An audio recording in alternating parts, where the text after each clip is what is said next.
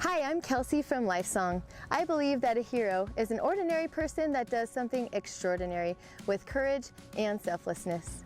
In today's episode, I would like to highlight the men and women that do this full time, our hometown heroes, firemen, and policemen. This topic is especially special to me because I'm married to a fireman. My firefighter husband, Coulter, is truly my hero. I decided to make a visit to a family full of heroes right here in Gilbert, Arizona, the Steve and Jean Blum family. I stopped in to chat with them at their home in the heart of the town of Gilbert. They raised their family in this house, which was the original farmhouse in the area before it was subdivided. Love and hospitality abounded as soon as I arrived. The father, Steve, worked 30 years as a firefighter, retiring from the Mesa Fire Department as a battalion chief. His sons recall growing up missing their dad while he was on shift, but feeling very proud of the brave and helpful things he would do in his career. As the years passed on, 3 of his sons, John, Josh, and Tim, determined that they too would become firemen, and that is just what they did, continuing a great legacy of heroism in the fire service. Blum family, I am so honored to be here today. As you know, I'm Kelsey from LifeSong, and here at LifeSong, we honor inspirational people. And they say that a hero is somebody who gives their life for something greater than their own. And being firemen, that is exactly what you guys do every day when you go on shift. And we have a whole family of firefighters here. And so if you guys could each introduce yourself and tell us what department you're from and your title there. I'm Timothy. I work for Salt River Fire Department and I'm a probationary firefighter. Okay, awesome. I'm Josh. I work for Mesa Fire and I'm a captain on Ladder 201. My name's John. I work for Gilbert Fire and Rescue and I work on Ladder 1 C shift. I'm Dad, Steve, and I work for Mesa Fire as a battalion chief. That's incredible to just see that whole family unite together in such an inspirational career. So, Steve, what was it like raising these boys? And you have another son in addition to them. So born and raised right here in Gilbert in this home, right? Yes, mostly. Okay. Yes. So what was that like, raising these boys? Well, it was a lot of work, and I'd have to give all the credit to my wife for handling these boys because I did a lot of work and had a second job and went to school. So all credit to my wife, Jean, for doing the hard work of raising them. And you have to work around holidays, and that makes it challenging. What inspired you to choose your career path as a fireman? Me? Sure.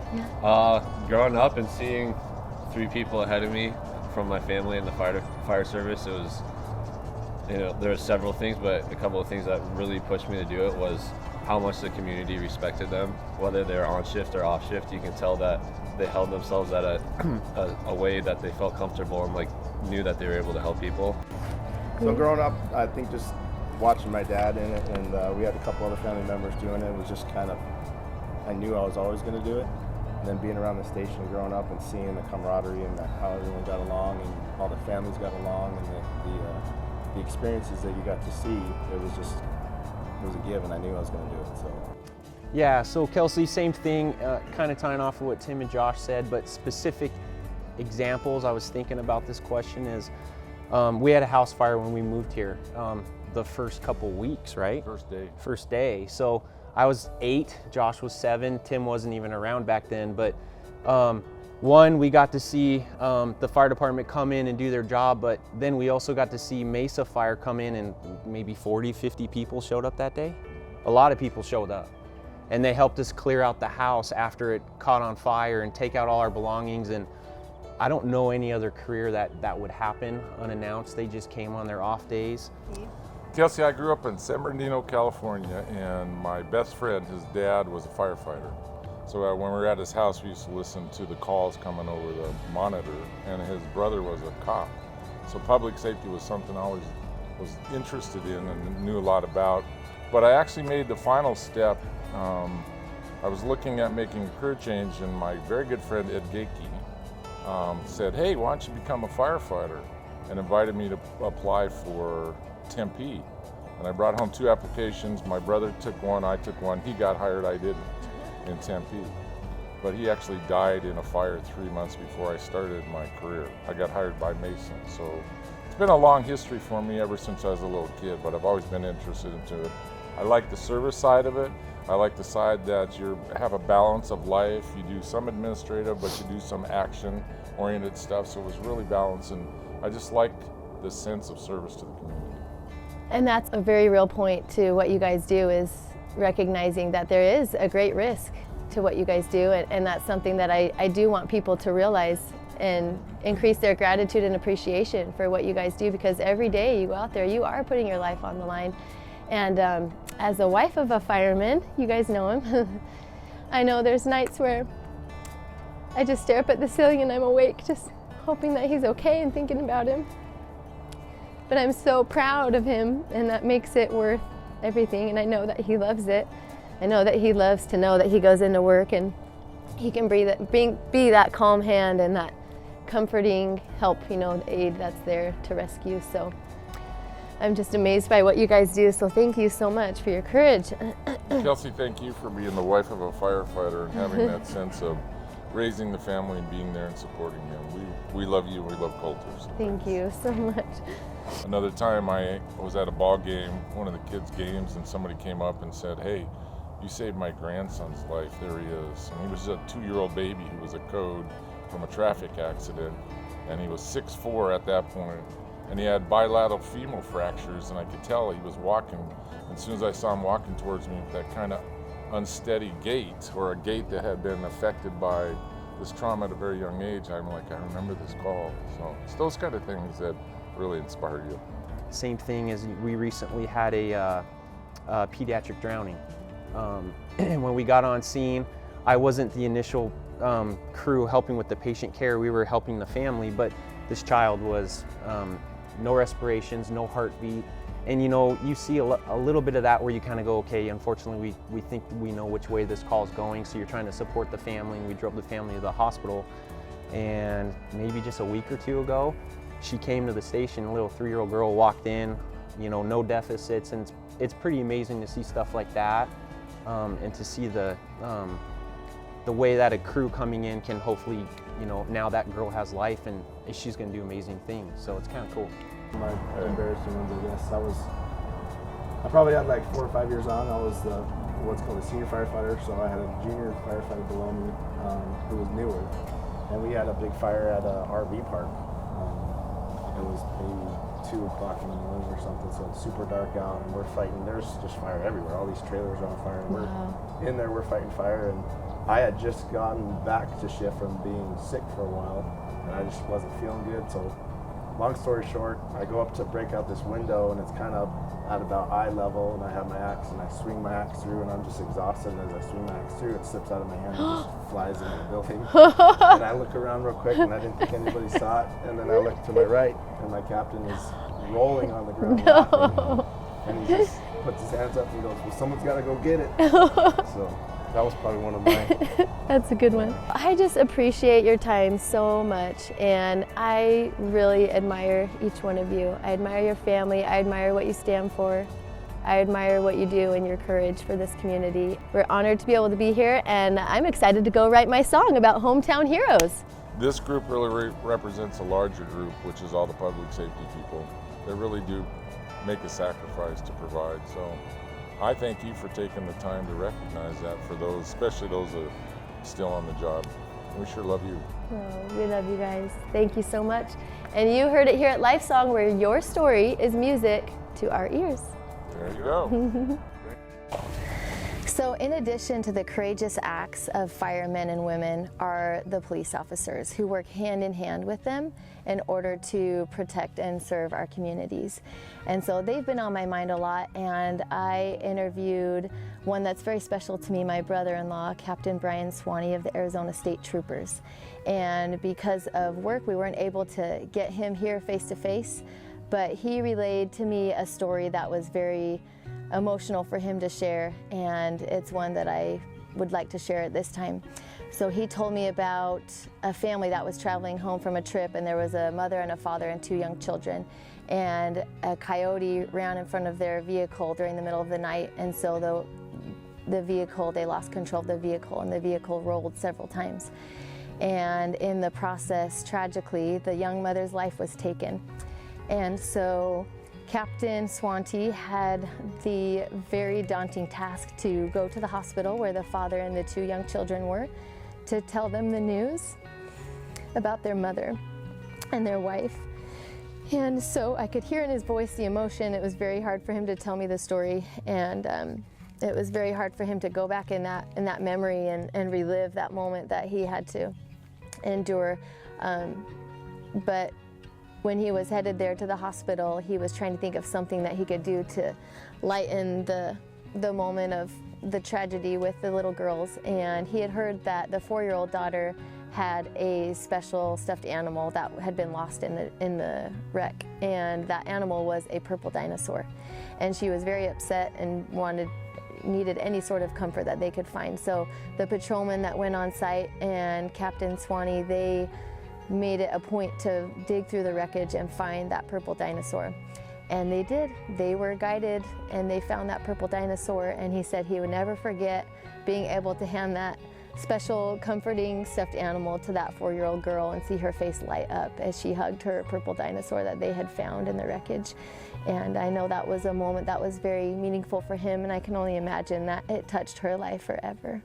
So I am so excited to be here today with this beautiful, brave lady, Officer Danny Covey from the Gilbert Police Department, right? Yep. Okay. Well, we are just so honored to have you be here, and the song that we wrote, honoring our hometown heroes, is for you and for the people that you work with and the brave men and women out there that are our first responders. So tell us about what inspires you to do what you do. Well, first of all, thank you so much. The song's absolutely beautiful, and so we're honored to have you do that for us. For me personally, I grew up in a family of law enforcement. My dad's been in the career for over 40 years now, so I grew up with that. I grew up with a dad who was in a uniform, and ever since I was a little kid, I knew it was what I wanted to do.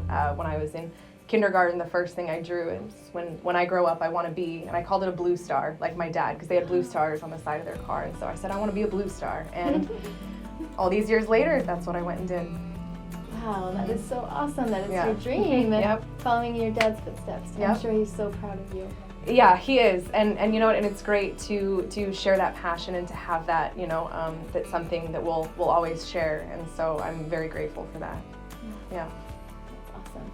Okay, so in the song, I share the story about Captain Brian Swanty from the Arizona State Troopers, about him helping find the little girl's purple dinosaur. So is that something that you can relate to when you hear that story? What emotions does that bring about in you? Yeah, that was what stood out most to me in the song. First of all, my dad was a state trooper. That's what I grew up around, and so having that. But then for me personally, having those little things on calls, I think there's something that all of us as first responders, you know, walk away with, and it can be whether it's names of people or something that one of the kids will call us on a scene, just to be there. But the purple dinosaur is such a visual, I think, for all of us in our own ways. We have some sort of purple dinosaur from a call that we've been on. Wow, that's so perfect. Well, we are praying for you, and we appreciate you so much and all that you do. And people, don't mess with her. She is strong, and she's packing heat. Thank you so much. Okay, so I'm writing this song, and I know that it has to be called Hometown Heroes, and that's going to be the hook, and that's going to be the title. After meeting with the Blum family and seeing how their hometown and their history and their roots there in Gilbert and the way that they were raised, watching their dad come home from these shifts and meeting families that their dad helped save and helped protect and you know, helped treat on car accidents and things like that, and seeing those boys be touched by that, and then having them grow up and want to be a fireman in their own communities really brought home the idea of the hometown heroes. And then also the other aspect is that of the police officers. Also trying to figure out, should this be up-tempo and lighthearted and the sing-songy, or should this be more emotional and in-depth and be more like mid to up-tempo? And so what I'm going with at the moment is, because of the depth of these stories and these people, I decided that it does need to be a little bit more of an emotional song, mid to up-tempo. The Blum family, thank you so much for letting us write the song and for sharing your time with us and sharing your stories with us. We really appreciate it. So today I'm super excited to have with me Arizona singer-songwriter Jacob Morris, and he is actually a 4th generation Gilbert, Arizona family. So we can really relate on the theme of our hometown and our pride in our hometown. So. Yeah. Thank you guys for serving and just, you know, devoting your time to our community. It means the world. So thank you. Glad you joined us. But glad we're here. So without further ado, this is the song that we wrote for you called Hometown Heroes. A little boy runs to the door and says, Daddy's home. He jumps in his arms and he holds him close. The smell of the smoke lingers from the fire they were fighting. Daddy thinks about the baby that they saved last night. He loves being home, but he'll sacrifice to help somebody hold their baby just like he is. Talking about our hometown heroes, the ones with the badge and the helping hand wherever they go. We love our hometown heroes. Into the blaze, chasing the chase, the best that they know. There's a wreck in the night, patrolman comes to see. It doesn't look good and his heart is breaking for the 4-year-old girl who just lost her mama. Here she has a toy that she loves so much, a purple dinosaur that was lost in the crash. He digs through the wreckage, finds a toy, and she smiles. Talking about hometown heroes, the ones with the badge and the helping hand wherever they go. We love our hometown heroes. Into the blaze, chasing the chase, the best that they know. And while you sleep, and while you dream, they're out there all night and the first on the scene. They don't do it for the glory, they do it for their hometown. Talking about our hometown heroes. They don't know you, but in your face you see everyone that they know. With the help from above, they'll do it all for their hometown. Talking about our hometown heroes, the ones with the badge and the helping hand wherever they go. We love our hometown heroes. Into the blaze, chasing the chase, the best that they know.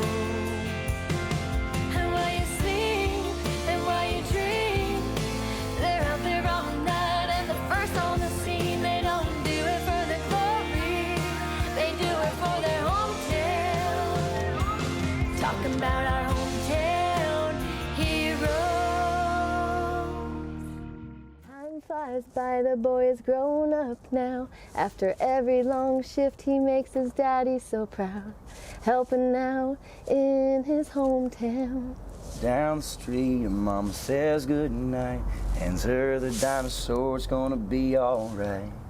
Living here in their hometown. Wow.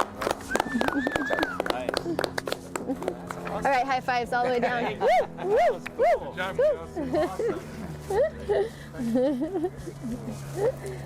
Oh, well, it was an honor to do that for you guys, and It's all her. Thanks. She wrote it all. So.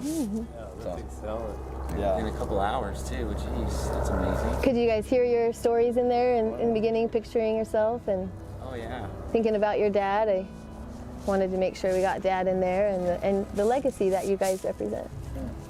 Thank you very much. That's really cool. Yeah. It's cool that it was a combination too of, I guess, our story, the fire services story, and then also kind of the other public service side, you know, with the cops and police department and all that.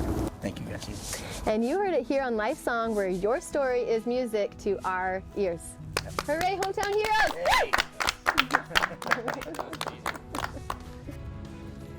What an inspiration it was to get a closer look at our hometown heroes.